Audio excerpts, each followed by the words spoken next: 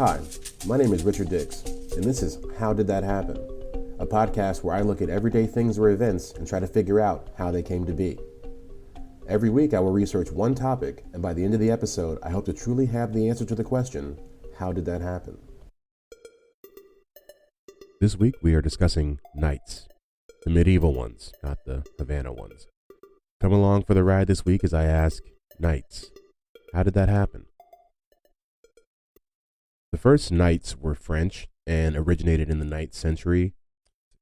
They originated from the need to defend villages from bandits, sea raiders, or even just neighboring lords, other people from other villages.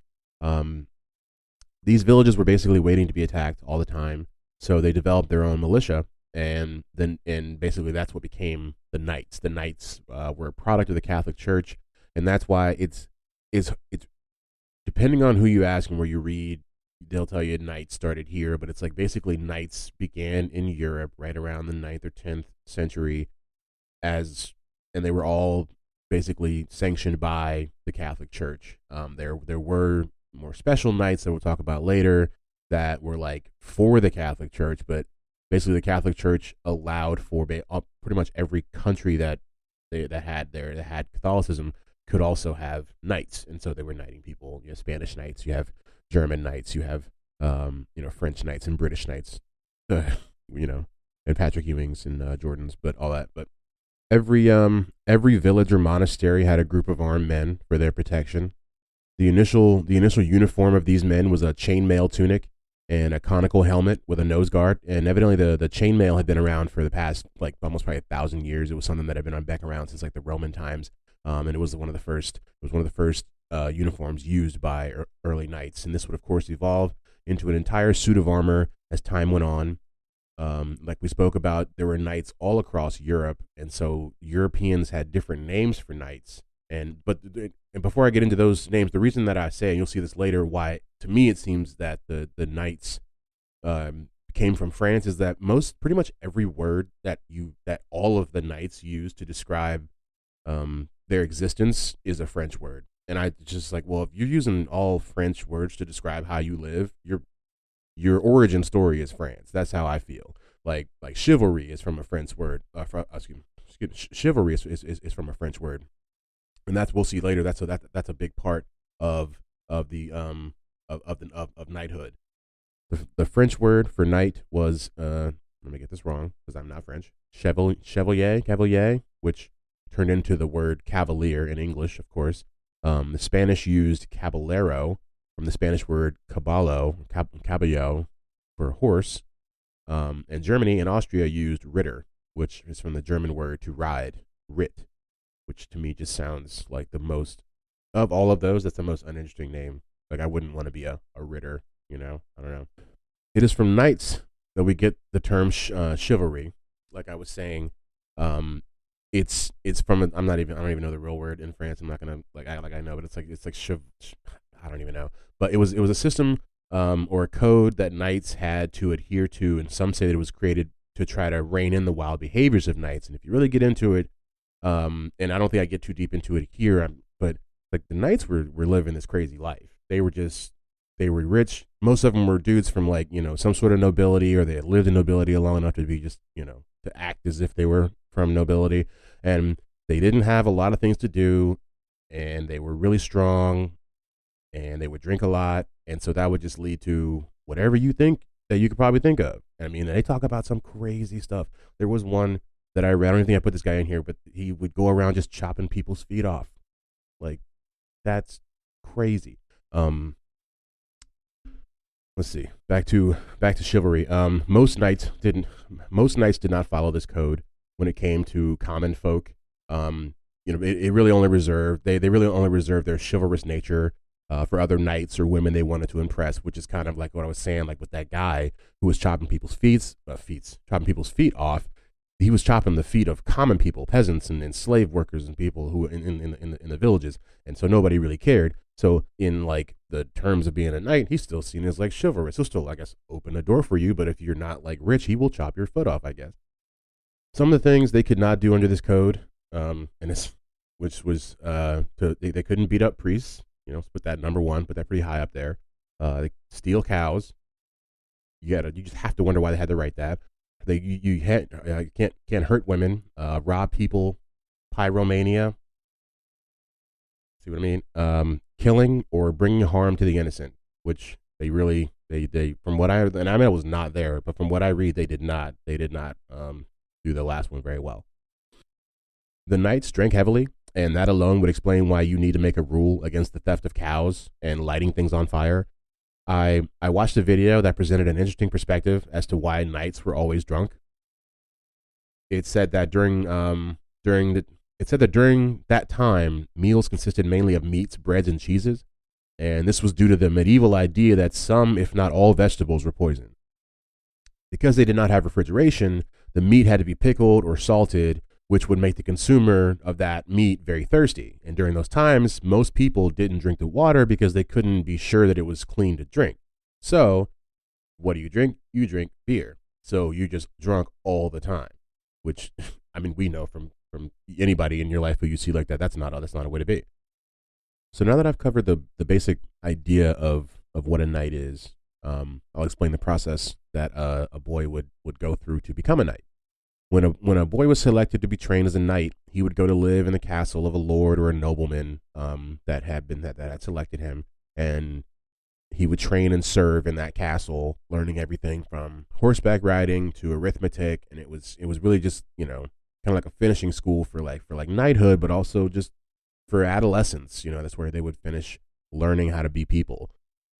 Once that child turns 15, they would become a squire, which comes from the French word escuire, meaning shield bearer. And this is another instance in where I say this is a French word that everyone's kind of using for like how to describe knights. Another French word pops up, must be of French origin. The squire would be mentored by a knight that they would work for and fight beside in battle. And so more than likely, this is a guy, is the knight who already was contracted out or fought for the lord that this boy was sent to train to, or train with, or for, whichever of those applies. This would go on for 5 or 6 years, the training beside the knight. They would go into battle and they would fight and, learn. You're getting your tutoring on in battle. At the age of 20 or 21, they would be knighted in a ceremony that would require a 24-hour fast beforehand, as well as a purification bath, which was said to wash off sin and worldly pleasure, because like I said, let's not forget, they are doing all of this in the name of Catholicism. They are fundamentally defenders of faith, but they do it through violence, which sounds like a video game. The ceremony ended with the knight's mentor then striking what's called a symbolic blow to either the neck or the shoulder with the flat part of a sword, and then in some circles they say it also ends with a kiss. But I didn't see that where I read, but I saw other things that said that. So the squires could also be knighted on the battlefield if they had fought in a brave manner, and then the same thing would happen with the sword. So it's like if you really impressed, your knight tutor out there, you just like slayed some guy and his head is just like flying off, and he's like, dude, today is the day. And you're like, what? When they weren't fighting for their country or the noblemen that they were contracted out to, they were participating in tournaments that tested their battle prowess. And the first form of these was called a melee, which was basically a mock war. And what they would do, they would set up these battlefields, and this got pretty elaborate. It was basically just war that they were like, well, I guess we're not going to be mad afterwards. From what I've understood, like they would not block off, but there'd be like miles of battlefield that would encompass actual towns that had nothing to do with these games. And like what they said is sometimes like dudes would come in there and like, let's say a knight was like trying to hide from like his people who were trying to kill him, the other knights in this game. He's going to run in there to somebody's house to try to hide. The other knight's going to come in and burn the house down to get him out. It's just somebody's house. Like, it's, you know what I mean? Like that's how they were their war games, but they were like only games to the rich people. They were legit like real life to everybody else. But yeah, and so many people actually died, the peasants as well as the actual knights. I'm not laughing, but it's just this stuff is just, when you look at it, you're just like, I guess we had to go through it. It was like, why did anybody think this was okay? But even then, somebody, the Catholic Church was like, okay, this is a little much. This is a little much. And so they kind of scaled it back, and then cue jousting. and that's another medieval tournament games, and that's what kind of came from that. And they tried to make that safer because even people were dying from that because it's still you running at a dude or you on a horse running at another guy with another sword coming right at you. It's like, yeah, something might happen. But the invention of the longbow and the crossbow created the need for more armor, and so that's what took them from the chainmail up to actual like steel plated armor. Yeah, they would have armor. Excuse me. They would have steel, sometimes iron, and it would be tied together loosely by like rivets. And they even said that inside that it was like leather. So I envision it somewhat. I don't know. Maybe not everybody has this reference, but like a baseball glove of like on the inside, because it was said it was for comfort and freedom of movement. So it's like got all this super heavy like metal stuff, but on the underside of it is leather, which kind of moves a little freer, and you can kind of, I don't know, you'd have to have put your hand in a baseball glove to understand anything I'm saying right now. Yeah, so like I said, by the 13th century, knights were wearing plate armor in addition to the chainmail, so they're wearing both of those. And because, like I said, I saw videos of those longbows and the crossbows. I mean, they're just straight going through that chainmail. It was said that they were not very mobile at this point, and they were not good for much more than fighting on horseback because of the suits that they were wearing. That while protective, they were not very efficient when it came to real tactile movement. There were even wars that some historians say that the knights who were fighting would have won those wars had they not have been wearing so much armor. But it's like, what are you gonna do? The different bits of armor, which I didn't know this, but this is not going to be in the things I didn't know before segment. They signified different things, like the shield, which signified how the knight should defend his law, and the sword signified Jesus on the cross. I honestly just thought it was armor, but they took it there. The knights, much like the master divers of today, needed to be guided to their horse in a way, not all of them. And then this is this is toward the end when it got kind of crazy. But can you imagine how much that horse must have hated that? To take a regular man, right, cover him in steel at an extra 150 pounds and put him on your back and let's go. Let's go run 20 miles and stab somebody. The knights did not last long after the creation of the longbow, because not far behind that was the invention of other emerging technologies, such as the pike, which was being used by armies like the Swiss. And a pike is a long stick with a blade at the end, and basically they were using these to defeat the knights in close quarters.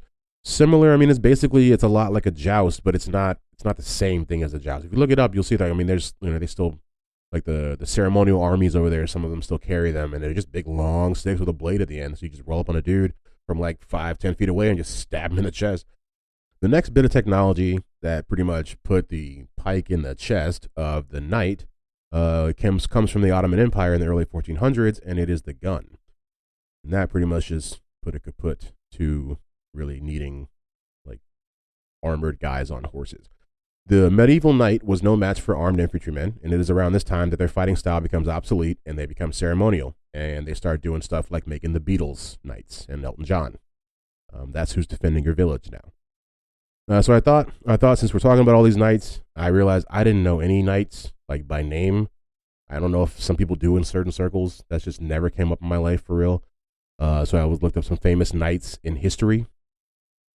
Let's see. So there's a man by the name of Sir William Marshall, and he was a knight. He was knighted in 1166, and he came from a knight family, like where his dad was knights and his granddad was knights and all that stuff. But at age 5, he was captured during a war his dad was fighting for a king, of course, and he was almost catapulted by that dude that captured him. He was like, the guy was basically, he was like, I'm gonna send your son back over through this catapult. You should stop. You should surrender. And his dad was like, I don't really care. I'm paraphrasing, but he was saying something like, I have like metal and enough iron and hammers to make another son.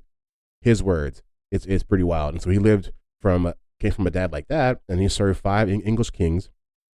And he was actually, at the end of his life, was described by the Archbishop of Canterbury as the best knight to ever live. They don't really say why. I guess he killed a bunch of people and kept some people alive, which is the goal, I guess. I don't know. But let's see. And then there's the Knights Templar, which was created in the 12th century to protect Christians on their pilgrimage to Jerusalem. It's really hard